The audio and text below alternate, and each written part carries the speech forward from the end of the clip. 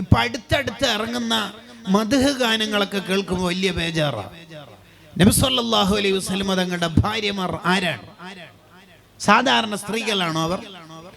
ഖുർആൻ തന്നെ അവർക്ക് ബഹുമാനം കൽപ്പിച്ചിട്ടല്ലേ പറയണത്? അവരെ ബുദ്ധിമുട്ടിക്കുന്നത് നബി സല്ലല്ലാഹു അലൈഹി വസല്ലം തങ്ങളെ ബുദ്ധിമുട്ടിക്കുന്നത് പോലെയാണെന്നല്ലേ നമുക്ക് പാഠങ്ങൾ പഠിപ്പിച്ചെന്നത്? ഖദീജ ബീവിയും നബി തങ്ങളും തമ്മിലുള്ള കല്യാണത്തെക്കുറിച്ച് പറയുന്ന പാട്ടിൽ എന്തെല്ലാം ഖദീജ ബീവിനെ കുറിച്ചിട്ട് പറഞ്ഞുകൊണ്ടിരിക്കണം ഈ ചെക്കന്മാര്. മദ്ഹ് ഗാനം എഴുതാൻ ആരെങ്കിലൊക്കെ റെഡിയാകുമ്പോൾ നന്നായിട്ട് മതം പഠിക്കാതെ ഒരു മദ്ഹ് ഗാനം എഴുതാൻ നിൽക്കരുത്. ആയിഷ ബീവിയും നബി സല്ലല്ലാഹു അലൈഹി വസല്ലം തങ്ങളും തമ്മിലുള്ള വിവാഹം മദ്ഹായിട്ടാണ് നീ എഴുതുമെങ്കിൽ അത് മദ്ഹാവണം. ഈ പെണ്ണിനെ പുകഴ്ത്തുന്ന പാട്ടുകളുണ്ടല്ലോ, വേറെ എന്തെങ്കിലും അർത്ഥത്തിൽ കേൾക്കുമ്പോൾ ഒരു രസക്കുറവ് ഫീൽ ചെയ്യുന്നത് ഒരു നിലക്കും നമ്മളിൽ നിന്ന് സംഭവിച്ചു പോകരുത്. നമ്മൾ എപ്പോഴും ശ്രദ്ധിക്കേണ്ടതാണ്. നബി സല്ലല്ലാഹു അലൈഹി വസല്ലം തങ്ങളുടെ കാലത്ത് ഞാൻ ജീവിച്ചിനെങ്കിൽ സ്വഹാബിയാവുന്നൊക്കെ നമുക്കൊരു തോന്നലുണ്ടാവും ചില പാട്ടൊക്കെ കേൾക്കുമ്പോൾ. ഷെഹറാനി ഇമാം പറയുന്നുണ്ട് ചിലപ്പോൾ മിക്കവാറും ഉത്തുബത്ത ഷൈബത്താറ്റാവാൻ സാധ്യത ഉണ്ട്. നീ എപ്പോഴും വിചാരിക്കേണ്ടത് എന്താണെന്നറിയോ? ഞാൻ ഈ കാലത്ത് ജീവിക്കുകയും ആ കാലത്ത് വന്ന നബി സല്ലല്ലാഹു അലൈഹി വസല്ലം തങ്ങളെ കൊണ്ട് വിശ്വസിക്കാൻ എനിക്ക് അല്ലാഹു ഈമാൻ തന്നല്ലോ എന്നാണ് നീ വിശ്വസിക്കേണ്ടത്. അതിലാണ് നീ അള്ളാഹുവിനെ സ്തുതിക്കേണ്ടത്. കാരണം സ്വഹാബത്ത് എന്ന് പറഞ്ഞാൽ പലരുടെയും പാട്ട് കേൾക്കുമ്പോൾ തോന്നും സ്വഹാബത്ത് ആ കാലത്ത് ജീവിച്ചുകൊണ്ട് സ്വഹാബിയായി. നമ്മളൊക്കെ ആ കാലത്തുണ്ടെങ്കിൽ ഇതാ സിദ്ദീഖ് റളിയല്ലാഹു അൻഹു, ഉമർ റളിയല്ലാഹു അൻഹു, ഉസ്മാൻ റളിയല്ലാഹു അൻഹു, നമ്മളൊക്കെ സ്വഹാബിമാരാകും എന്നൊരു ലിബറൽ ചിന്ത നമുക്ക് വരാൻ സാധ്യതയുണ്ട്. ചക്ക വീണത് കൊണ്ടും അയൽ കിട്ടിയതാണ് അല്ല, അത് സ്വഹാബത്തിനെ ചെറുതാക്കുന്ന പരിപാടിയാണ്. സ്വഹാബത്ത് എന്ന് പറഞ്ഞാൽ ആരാണ് ഈ സ്വഹാബത്ത് എന്ന് പറഞ്ഞാൽ? ലോകത്തെ എല്ലാ ആൾക്കാരുടെയും ഹൃദയങ്ങൾ വളരെ സൂക്ഷ്മമായി അള്ളാഹു നിരീക്ഷിച്ച് ഏറ്റവും നല്ല ഹൃദയത്തിന്റെ ഉടമകളെ നബി സല്ലല്ലാഹു അലൈഹി വസല്ലം തങ്ങളുടെ ഫോളോവേഴ്സായി, കമ്പാനിയൻസായി, സ്വഹാബത്തായി അള്ളാഹു കൊടുത്തതാണ്. അവരുടെ ഖുവ്വത്തുൽ ഈമാൻ കൊണ്ടാണ് അവർ സ്വഹാബിമാരാവുന്നത്. താബീങ്ങൾ എന്ന് പറഞ്ഞാൽ അവരുടെ ഖുവ്വത്തുൽ അമൽ കൊണ്ടാണ് അവർ താബീങ്ങളാവുന്നത്. നമ്മളെങ്ങനെ അതാവുക? ഞാൻ ആ കാലത്ത് ജീവിച്ചെങ്കിൽ എന്നൊരു മഹബത്തിന്റെ ആംഗിളിൽ നിന്നുള്ള ചില വർത്തമാനങ്ങൾ ഇബാറത്തും കിതാബും കാണാത്തത് കൊണ്ടല്ല ഞാൻ പറയണത്. ലിബറൽ വൽക്കരിക്കരുത്, നിസ്സാരവൽക്കരിക്കരുത്. വിശദ പഠനത്തിന് മഹാനായ ഇമാം ഷഅറാനി റഹിമഹുള്ളയുടെ അൽ മൻഹജുൽ മുത്തഹർ എന്ന കിതാബ് നോക്കിയാൽ മതി. അപ്പൊ ഞാൻ പറഞ്ഞു വരുന്നത്, നമ്മളെല്ലാം ചെയ്യുന്നത് അള്ളാഹുവിന് വേണ്ടിയാണ്. നബി സല്ലല്ലാഹു അലൈഹി വസല്ലം തങ്ങളോടുള്ള മഹബ്ബത്ത്, അതാണ് ഈമാനിന്റെ റൂഹ്. അതില്ലാതെ ഒരു മനുഷ്യനും ആഖിറത്തിൽ രക്ഷപ്പെടാൻ പറ്റൂല. ഒരാളുടെ സ്വർഗപ്രവേശനം അയാളുടെ മഹബ്ബത്തിന്റെ കണക്കനുസരിച്ചിട്ടാണ്. ഒരാളുടെ സ്വർഗത്തിലെ സ്ഥാനമാനങ്ങൾ അയാൾക്ക് നബി സല്ലല്ലാഹു അലൈഹി വസല്ലം തങ്ങളോട് എത്ര മഹബ്ബത്തുണ്ട് എന്ന് നോക്കിയിട്ടാണ്. ഒരാൾക്ക് അള്ളാഹുവിന്റെ ഇഷ്ടം ലഭിക്കുന്നതും ലിഅന്ന ഖദറ മഹബ്ബത്തുല്ലാഹി തആല അലൽ അബ്ദി അലാ ഖദരി മഹബ്ബത്തി നബിയിക്കും സല്ലല്ലാഹു അലൈഹി വസല്ലം, റസൂലുള്ളാഹിനോടുള്ള മഹബ്ബത്തിന്റെ കണക്കനുസരിച്ചിട്ടാണ്. ഇബ്നു അജീബ് തങ്ങൾ ബൂസൂരി ഇമാമിന്റെ ഹംസിയൊക്കെ എഴുതിയ വ്യാഖ്യാനത്തിൽ അത് കാണാം. എല്ലാത്തിന്റെയും മാനദണ്ഡം മഹബ്ബത്താണ്.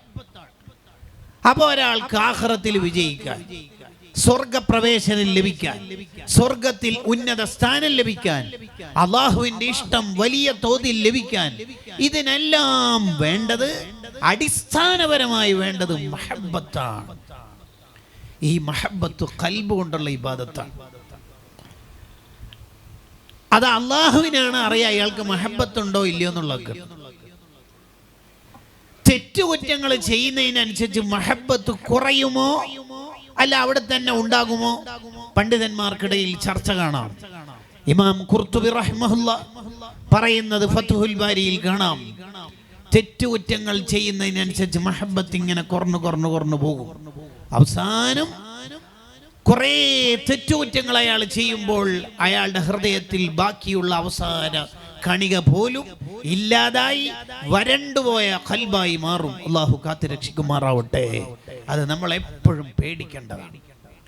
ഈ മഹബ്ബത്തിന്റെ മാനദണ്ഡം എന്താണ്? അതാണ് ഞാൻ ആമുഖത്തിൽ പറഞ്ഞത്. തഖല്ലുക്ക് ഉണ്ടാവാൻ കസറത്തു സ്വലാത്ത് ഉണ്ടാവണം. ധാരാളം സ്വലാത്ത് ചെല്ലുമ്പോൾ അയാൾക്ക് തോന്നും നബി സല്ലല്ലാഹു അലൈഹി വസല്ലം തങ്ങളെ പഠിക്കണം ഫോളോ ചെയ്യണം എന്ന് തോന്നും. ഏതിലാണ് നമ്മൾ ഫോളോ ചെയ്യേണ്ടത്? എല്ലാത്തിലും ഫോളോ ചെയ്യണം.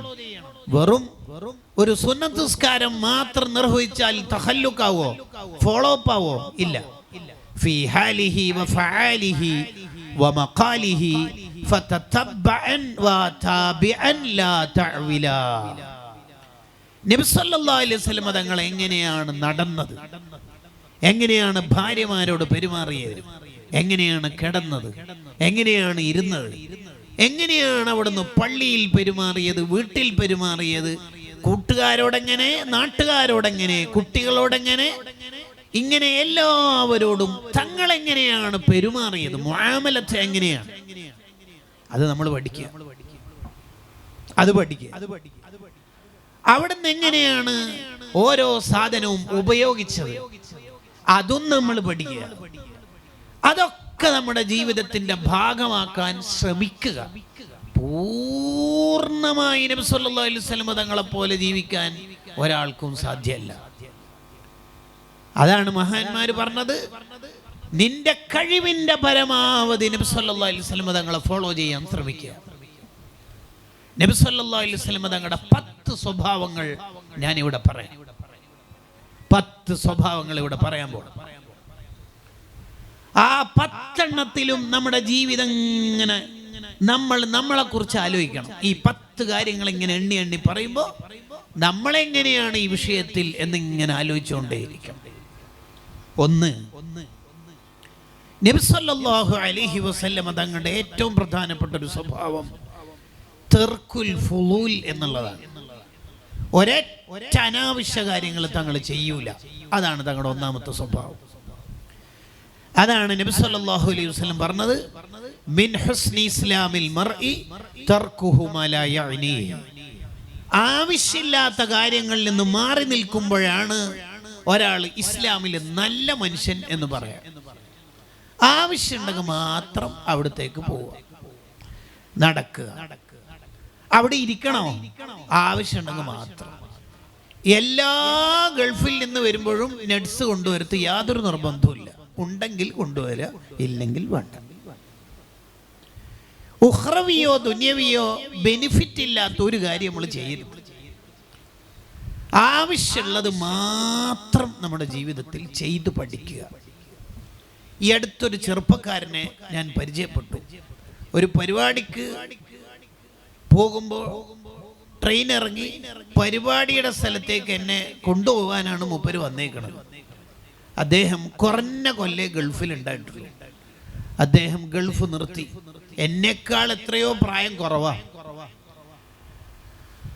ഗൾഫ് നിർത്തി. എത്ര? ഞാൻ ചോദിച്ചെന്തേ?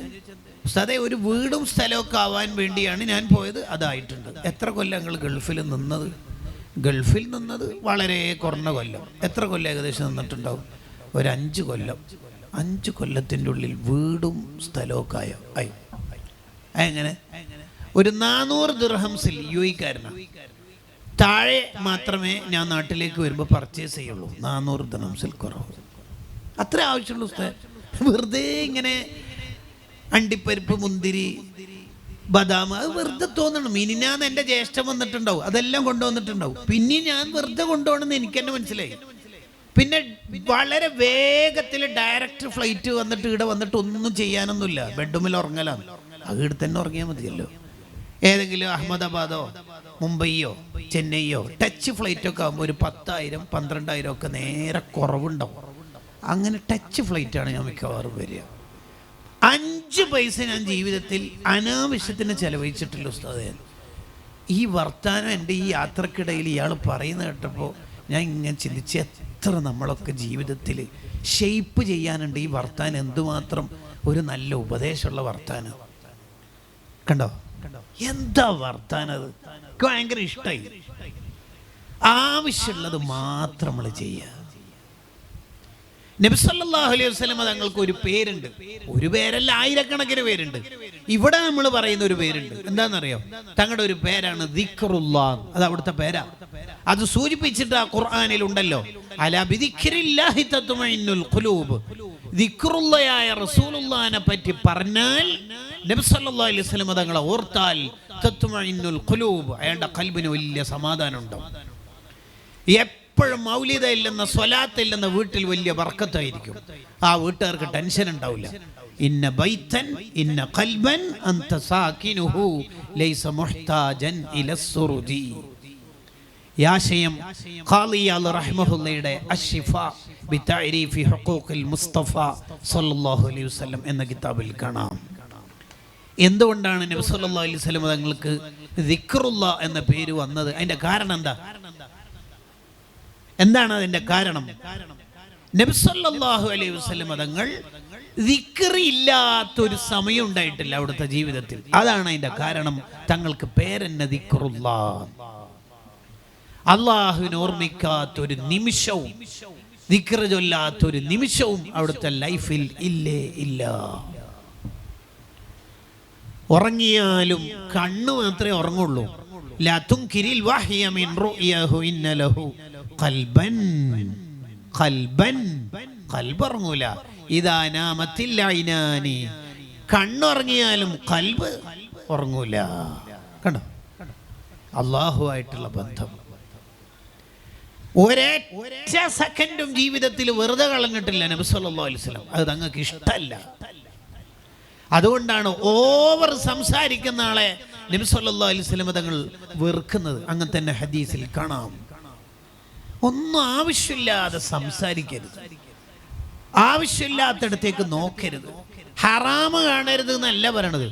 ഹലാല് തന്നെ ആവശ്യമില്ലെങ്കിൽ നോക്കണ്ടെന്ന്. എന്തിന്? അതുകൊണ്ടല്ലേ വലിയ വീടുകൾ കൂടുതൽ നോക്കിയാൽ നമ്മുടെ സ്വന്തം വീട്ടിൽ ഖനാഅത്ത് ഉണ്ടാവില്ല എന്നാ. നമുക്ക് നമ്മുടെ സ്വന്തം വീടിനോട് ഒരു സംതൃപ്തി ഉണ്ടാവില്ല. നമ്മളെ വീട് എപ്പോഴും സൗകര്യക്കുറവായിരിക്കും. വലിയ വീടുകൾ അധികം നോക്കരുത് എന്ന് സൂഫിയാക്കൾ എഴുതി വെക്കാനുള്ള കാരണം അതാ. അതുകൊണ്ടാണ് സൈനുദ്ദീൻ മഖ്ദൂം റഹ്മഹുല്ലാ ദിക്കയിൽ പറഞ്ഞത്, ആവശ്യമില്ലാത്ത കാര്യം ചെയ്താൽ ആവശ്യമുള്ള കാര്യം ചെയ്യാൻ നിന്റെ തൗഫീഖ് അങ്ങ് നഷ്ടപ്പെട്ടു. ഉദാഹരണത്തിന് ആവശ്യമില്ലാതെ സംസാരിക്കുന്ന ഒരാളാണ്, ടോക്കറ്റീവാണ് അയാൾ, എങ്കിൽ ആവശ്യമുള്ളത് സംസാരിക്കാനുള്ള തൗഫീഖ് അയാൾക്ക് ഉണ്ടാവില്ല. ഉദാഹരണം പറഞ്ഞാൽ അയാൾക്ക് ഇബാദത്ത് ചെയ്യാൻ ടേസ്റ്റ് ഉണ്ടാവില്ല. എങ്ങനെ ഖുർആൻ ഓതാൻ കഴിയുന്നില്ല ഉസ്താദ്, ഉറക്കം വരുന്നു. ഹദ്ദാദ് ഉറക്കം വരുന്നു. നിസ്കാരപ്പായിൽ ഇരുന്നാൽ ഉറക്കം വരുന്നു. എന്തുകൊണ്ടാ ഇത്? മാലിക് ബിൻ ദീനാർ റളിയല്ലാഹു അൻഹു പറഞ്ഞു, നീ എന്തെങ്കിലും ആവശ്യമില്ലാത്തത് സംസാരിച്ചിട്ടുണ്ടാവും. അതാണ് അതിന്റെ കാരണം. ചിലപ്പോൾ മരണസമയത്ത് ദിക്ർ ചൊല്ലാനുള്ള ചാൻസ് ആയിരിക്കും നഷ്ടപ്പെടുക. കണ്ടോ, ആവശ്യമില്ലാത്തൊന്നും ഉണ്ടായിരുന്നു. നല്ല മഴ അല്ലേ? ഇന്നലെ ഇതേ സമയത്ത് മഴയൊന്നും ഉണ്ടായിട്ടില്ലല്ലോ. ഇത് പറഞ്ഞുകൊണ്ട് നമുക്ക് എന്താ ഇപ്പോൾ ഉപകാരം ഉണ്ടായത്? കേട്ട ആൾക്ക് എന്ത് ഉപകാരം, നമുക്കെന്ത് ഉപകാരം?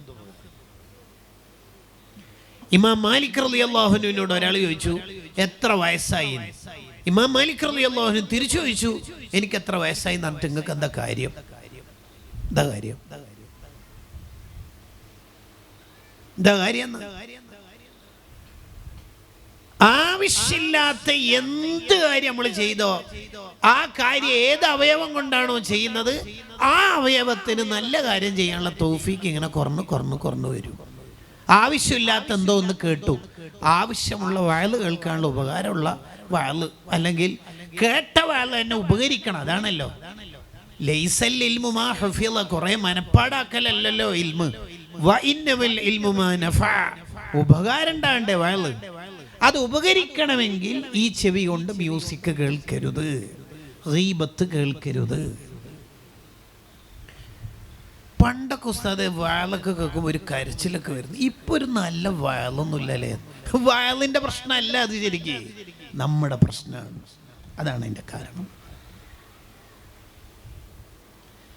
മഹാനായ ഇമാം ഹദ്ദാദ് റളിയല്ലാഹു അൻഹുവിനോട് ഒരാൾ ചോദിക്കുന്നുണ്ട്, മാ ദവാഉ മൻ യതസാക്കലു അനിൽ ഖൈറാത്ത് വയമീലു ഇല ശഹവാത്ത് മാ ഹുബ്ബിഹി ലിൽ ഖൈരി വാഹിലി വബുഅലിഹി ലിശ്ശരി വാഹിലി.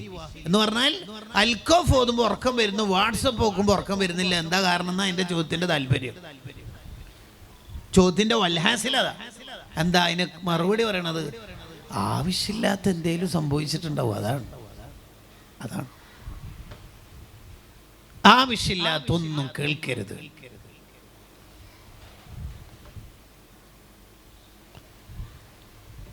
ഒരാൾ മരണപ്പെടുന്ന സമയത്ത് മലക്കൾ ഇങ്ങനെ ഓരോ അവയവങ്ങളും സ്കാൻ ചെയ്യും അത്ര. ഏതെങ്കിലും ഒരു അവയവം കൊണ്ട് ഹറാമുകൾ ഉള്ള അവയവാണോ അല്ലയോ എന്നിങ്ങനെ സ്കാൻ ചെയ്യും. അല്ലോ, നമ്മുടെ എല്ലാ ദോഷങ്ങളും പുറത്തു തരണേ റഹ്മാനെ. എന്നിട്ട് നല്ല ആൾക്ക് മരിക്കണ്ടേ കൂട്ടുകാരെ? ആവശ്യമില്ലാത്തൊക്കെ ഒഴിവാക്കുക. എല്ലാ വാട്സപ്പ് ഗ്രൂപ്പിലും നമ്മൾ ഉണ്ടാവണമെന്നൊന്നുമില്ല. പഴയ SLC ബാച്ച് ഗ്രൂപ്പ് അല്ലെങ്കിൽ ഇന്ന ഗ്രൂപ്പ്, എന്തിനാ നമ്മൾ ഈ വേണ്ടാത്ത ഗ്രൂപ്പുകളിലൊക്കെ ഉണ്ടാവണത്? ആവശ്യമില്ലാത്തത് കണ്ടാൽ ആവശ്യമുള്ളത് കാണാനുള്ള തൗഫീക്ക്. ഭാര്യ ഒരു രസം ഉണ്ടാവില്ല. അന്യ പെണ്ണിനെ കണ്ട് രസിക്കുന്നക്ക് സ്വന്തം ഭാര്യ സുന്ദരിയായിട്ട് ഒരിക്കലും തോന്നില്ല. ഇതങ്ങനെയാ, അതിൻ്റെ ഒരു പ്രശ്നം. ആവശ്യമില്ലാത്തത് ചിന്തിച്ചാൽ ആവശ്യമുള്ളത് ആലോചിക്കാനുള്ള ശേഷി നമുക്ക് കുറയും. ഇബ്നു സീരീൻ റളിയല്ലാഹു അൻഹു പറഞ്ഞല്ലോ, ഞാനൊരു അന്യവണ്ണിനെ ഇതുവരെ കണ്ടിട്ടുമില്ല, നോക്കിയിട്ടുമില്ല, ചിന്തിച്ചിട്ടുമില്ല, സ്വപ്നത്തിൽ പോലും വന്നിട്ടില്ല. വെറുതെ ഇത്ര ബുദ്ധി, വെറുതെ. മഗ്തബത്തു അഹദൻ മുൻദു അലിംതു അന്നൽ ഗീബത ഹറാം. ഈ ഉമ്മത്തിൽപ്പെട്ട ഒരാളെ ഗീബത്ത് പറഞ്ഞതിന്റെ പേരിൽ അള്ളാഹു ഏതായാലും എന്നെ ചോദ്യം ചെയ്യേണ്ടി വരില്ല ആഖിറത്തിൽ. കാരണം ഞാൻ ഒരാളെയും പറഞ്ഞിട്ടില്ല. ആരാ പറയണത്? ഇമാമുൽ ബുഖാരി റളിയല്ലാഹു അൻഹു. ആ നാവ് കൊണ്ട് എടുത്ത ക്ലാസുകൾ, ആ കൈ കൊണ്ട് എഴുതിയ ഹദീസുകൾ എത്രയാ ലോകത്തിന് ഉപകാരപ്പെട്ടത്. ബുഖാരി ഇമാമിനോട് കടപ്പാടില്ലാത്ത ആരെങ്കിലും ലോകത്തുണ്ടാവോ? പണ്ഡിത ലോകത്ത് ഇത്ര തൗഫീഖ് കിട്ടുന്നത് എങ്ങനെ? ആവശ്യമില്ലാത്തതിൽ നിന്നൊക്കെ അവർ മാറി നിന്നു.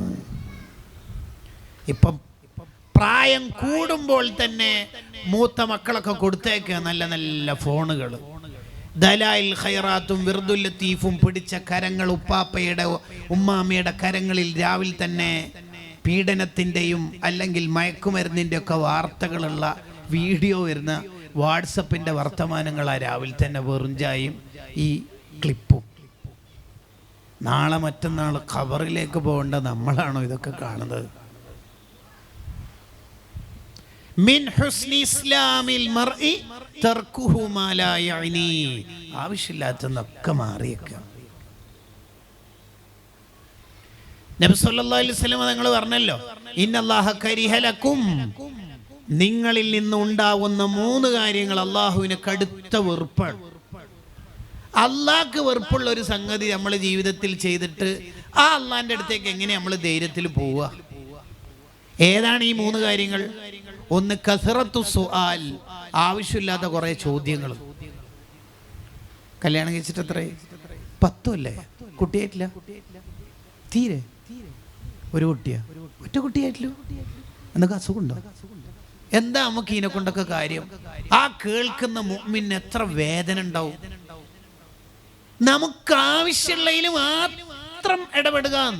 ഇപ്പൊ ഒരു ഉസ്താദ് ഇവിടെ വാളിന് വന്നു എന്ന് വിചാരിക്കാം, അവിടെ ഇരിക്കുന്നു എന്നും സങ്കല്പിക്കുക. ഇന്നെന്താ വയല് പറയേണ്ടതെന്നുള്ള കോണ്ടന്റ് ആലോചിക്കായിരിക്കും ചെയ്യുന്നത് മൂപ്പര്. അപ്പൊ അടുത്ത് വെച്ച് നേരത്തെ എത്തിയ ട്രെയിനാ തിരിച്ചപ്പോഴാ എന്താ ഇതിനെ കൊണ്ട് കാര്യം? ഇനി കുറച്ച് ദൂരത്തുനിന്ന് വന്ന വയല് പറയാൻ വന്ന ഉസ്താദാന്ന് വിചാരിക്കുക, തെക്ക് ഭാഗത്ത് നിന്നെങ്ങാനും. ആ ഉസ്താദ് ഒരു റൂം വേണം, ഒരു 1/4 മണിക്കൂർ ഒന്ന് കിടക്കണം, ചെറിയൊരു ക്ഷീണമുണ്ട് എന്ന് പറഞ്ഞിട്ട് റൂമൊക്കെ പോയാൽ നമ്മളെ നാട്ടുകാർ വിടോ? ഉസ്താദ് റെസ്റ്റിലാണോ? അതിൻ്റെ അർത്ഥം റെസ്റ്റ് എടുക്കാൻ വിടൂല എന്നോ? സെൽബിൻ്റെ മേനക്കുള്ള സാധനങ്ങൾ ഉണ്ടാവുമല്ലോ അല്ലേ? എന്താ ഇതിനെ കൊണ്ട് കാര്യം? എന്താ കാര്യം? അപ്പൊ നമ്മളെ നാവിൽ നിന്നൊരു അക്ഷരം പുറത്തേക്ക് വരുമ്പോൾ ആവശ്യമുള്ളത് മാത്രമായിരിക്കും. ഞാനിപ്പോൾ ഇവിടെ നാളെ ഇവിടെ ഉണ്ട് എന്ന് വിചാരിക്കാം, ഉദാഹരണമാണ് പറയുന്നത്. നിങ്ങൾ എന്നെ കണ്ടു, ഇന്നലെ പോയില്ലേ? പോയിട്ടുണ്ട്. തിരിച്ചു വന്നതാണോ? അതെ. എന്തേ? ചെറിയൊരു ആവശ്യമുണ്ട്. പിന്നെ നിങ്ങളൊന്നും ഉണ്ടാൻ പാടില്ല. ചെറിയൊരു ആവശ്യം എന്ന് പറഞ്ഞാൽ ചെറിയൊരു ആവശ്യം, അല്ല ഒന്നും ഇല്ലാണ്ട് വരില്ല. എന്താ ഇതിനെ കൊണ്ട് കാര്യം എന്നാ? എന്താ കാര്യം? എന്താ കാര്യം? നമുക്ക് ആവശ്യമുള്ള വിഷയത്തിൽ മാത്രം ഇടപെടുക. ഗീബത്തും നമീമത്തും പറയരുത് എന്ന് മാത്രമല്ല മതം പറയണത്. എന്താ ഈ മിൻ ഹുസ്നി ഇസ്ലാമിൽ മർഇ എന്ന് പറയുന്നതിന്റെ തർക്കുഹുമല അതിന്റെ അർത്ഥം എന്താ അർത്ഥം? അതാണ് ഇബ്നു ദഖീഖുൽ ഈദ് റളിയല്ലാഹു അൻഹു പറഞ്ഞത്. തബഖാത്തു ശാഫിഇയ്യത്തുൽ കുബ്രയിൽ കാണാം, ഞാൻ ഏത് കാര്യം എൻ്റെ ജീവിതത്തിൽ ചെയ്തിട്ടുണ്ടെങ്കിലും പറഞ്ഞിട്ടുണ്ടെങ്കിലും അള്ളാഹ്ക്ക് വേണ്ടിയിട്ടല്ലാതെ ഞാൻ ചെയ്തിട്ടില്ല, പറഞ്ഞിട്ടില്ല. ഒരു സ്റ്റെപ്പ് ഞാൻ എടുത്തു വെച്ചിട്ടുണ്ട്, എൻ്റെ കാൽ സ്റ്റെപ്പ് എടുത്തു വെച്ചിട്ടുണ്ടെങ്കിൽ അത് അള്ളാഹ്ക്ക് വേണ്ടിയിട്ടാണ്. എന്നോടെങ്ങാനും എൻ്റെ ആയുഷ്കാലത്തെ ഓരോ വർത്തമാനങ്ങളെക്കുറിച്ചും കർമ്മങ്ങളെക്കുറിച്ചും മോനെ ഇബ്നു ദഖീഖ ഇത് എന്തിനാ ചെയ്തതെന്ന് വെച്ചാൽ ഇല്ല അഅദത്തു ഇൻദല്ലാഹി തആല ജവാബൻ, എനിക്ക് ഉത്തരവുണ്ട് അള്ളാഹിനോട് പറയാൻ. വെറുതെ ഇങ്ങനെ നടക്കലും പിടിക്കലൊന്നുമില്ല. അപ്പൊ നമ്മൾ കിച്ചണിലേക്ക് പോകണ്ടോ? ആവശ്യമുണ്ടെങ്കിൽ പോവാം. കിൻഡർ ജോയ് എന്ന് പറയുന്ന മിഠായി എപ്പോഴും കുട്ടികളുടെ കൈ എത്തുന്നിടത്തെ സൂപ്പർ മാർക്കറ്റിൽ വെക്കുള്ളൂ. ആവശ്യമുണ്ടെങ്കിൽ വാങ്ങാം, ഇല്ലെങ്കിൽ വാങ്ങണ്ട. എത്ര മിഠായിയും ചോക്ലേറ്റും സ്വീറ്റ്സും നമ്മൾ വാങ്ങിയാൽ തന്നെയും ബില്ലടിക്കുന്നിടത്ത് എപ്പോഴും കുറച്ച് മിഠായി അവിടെ വെച്ചിട്ടുണ്ടാവും. അത് അവരുടെ മാർക്കറ്റിങ്. നമുക്ക് ആവശ്യമുണ്ടെങ്കിൽ മാത്രം വാങ്ങാം, ഇല്ലെങ്കിൽ വാങ്ങണ്ട.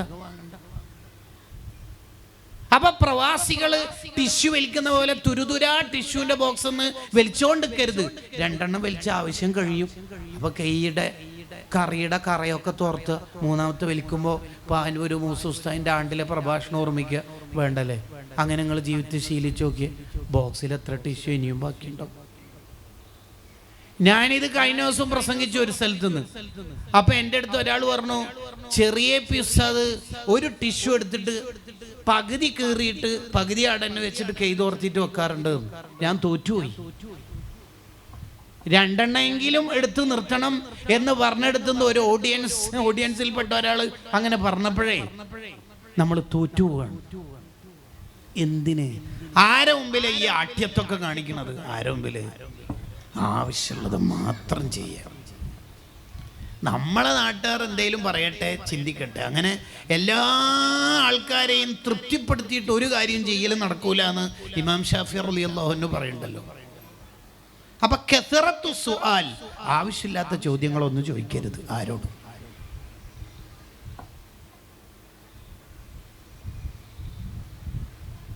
രണ്ടാമത്തത്, അള്ളാഹുവിന് വളരെ വെറുപ്പുള്ളതായി ഹദീസിൽ കാണാം,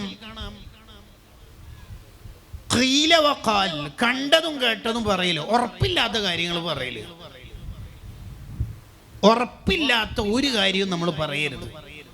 കിതാബിൽ കണ്ടത് മാത്രം, കേട്ടതൊന്നും പറയരുത്.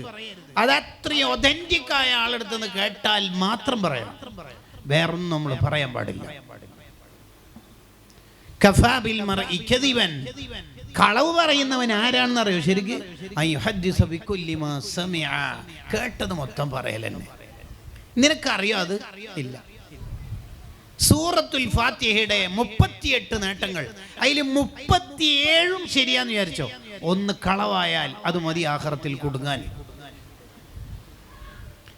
ഉറപ്പില്ലാത്ത ഒന്നും നമ്മൾ പറയുന്നു. പ്രത്യേകിച്ച് മതത്തിന്റെ മസ്അലകൾ, ഹദീസുകൾ, ഖുർആനിന്റെ ആശയങ്ങൾ, നമുക്കറിയാത്തതൊന്നും പറയാൻ പാടില്ല. വലാ തഖ്ഫു മാ ലൈസ ലക ബിഹി ഇൽമ്, നിനക്ക് വിവരമില്ലാത്തൊന്നും പറയുന്നത്. ചില ആൾക്കാർ പാട്ടുപാടിയിട്ടോ വേറെ ഏതെങ്കിലും ആശയങ്ങളിലൂടെയോ സമൂഹത്തിന്റെ കുറച്ച് വ്യൂവേഴ്സും സബ്സ്ക്രിപ്ഷനൊക്കെ കിട്ടിയതിന് ശേഷം മെല്ലെ മതം പറഞ്ഞു തുടങ്ങുന്നത് കാണാം. പഠിച്ചിട്ട് മാത്രമേ പറയാൻ പാടുള്ളൂ. മതം പഠിച്ചവർ മാത്രം മതം പറയുക, വേറെ ആരും പറയാൻ നിൽക്കരുത്. കാരണം ഞാനിപ്പോൾ ഇവിടെ ഇരിക്കുന്ന ഈ സുഹൃത്തിന്റെ പേരിൽ കളവ് പറയുക എന്ന് പറയുന്നത് ഹറാമാണ്, ഹറാം. എന്നാൽ നബി സല്ലല്ലാഹു അലൈഹി വസല്ലം തങ്ങളുടെ പേരിൽ കളവ് പറയാന്ന് പറയുന്നത് ഹറാമ് മാത്രമല്ല, അത് വൻദോഷാണ്. എല്ലാ ഹറാമും വൻദോഷമല്ലല്ലോ. ഇത് ഹറാം, വൻദോഷമല്ലാത്ത ഹറാം. അതിനെന്തോ ഉസ്താദ്മാരൊക്കെ ഉമൂമ് ഖുസൂസ് മുത്തലക്ക് എന്നങ്ങനെ പറയല്. ഇത് ഹറാം, നബി സല്ലല്ലാഹു അലൈഹി വസല്ലം തങ്ങളുടെ പേരിൽ പറഞ്ഞാൽ വൻദോഷം. അങ്ങനെ റസൂലുള്ളാഹിന്റെ പേരിൽ ഒരാൾ കളവ് പറഞ്ഞാൽ എന്ന് പറഞ്ഞാൽ നല്ലത് പറഞ്ഞാലും, ഉദാഹരണത്തിന് നബി തങ്ങൾ ഡെയിലി 25 ഖത്തോതി തീർക്കാറുണ്ട്, പച്ചക്കളവാണത്, അങ്ങനെ പറയാൻ പറ്റുമോ? ഇപ്പൊ ഔലിയാക്കളുടെ പേരിൽ ഇല്ലാത്തത് ഇങ്ങനെ പറഞ്ഞ് വീർപ്പിക്കല പരിപാടി. അതുകൊണ്ടാണ് ഈ സുന്നികൾക്ക് ശത്രുക്കൾ കൂടുന്നത്. ഉള്ളത് മാത്രം പറയാ, ഉള്ളത് മാത്രം. എനിക്ക് ആ അനുഭവം ഉണ്ടായിനോ? ഇല്ല, എനിക്കല്ല, എൻ്റെ മൂത്തമ്മ പറയുന്ന കേട്ടിയാണ്.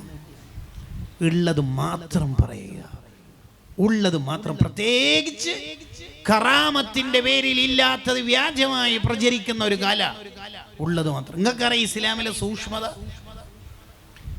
ഇമാം ഷാഫിഈ റളിയല്ലാഹു അൻഹു, ആരാ ഇമാം ഷാഫിഈ റളിയല്ലാഹു അൻഹു? ഇങ്ങനെ ഒരു പണ്ഡിതൻ ലോകത്ത് വരുന്നുണ്ടെന്ന് എത്രയോ കാലം മുമ്പ് നബി സല്ലല്ലാഹു അലൈഹി വസല്ലം തങ്ങൾ പ്രവചിച്ച ആളാ ഇമാം ഷാഫിഈ റളിയല്ലാഹു അൻഹു. ആലിമു ഖുറൈശിൻ യംലഉ തിബാഖൽ അർളി ഇൽമാ.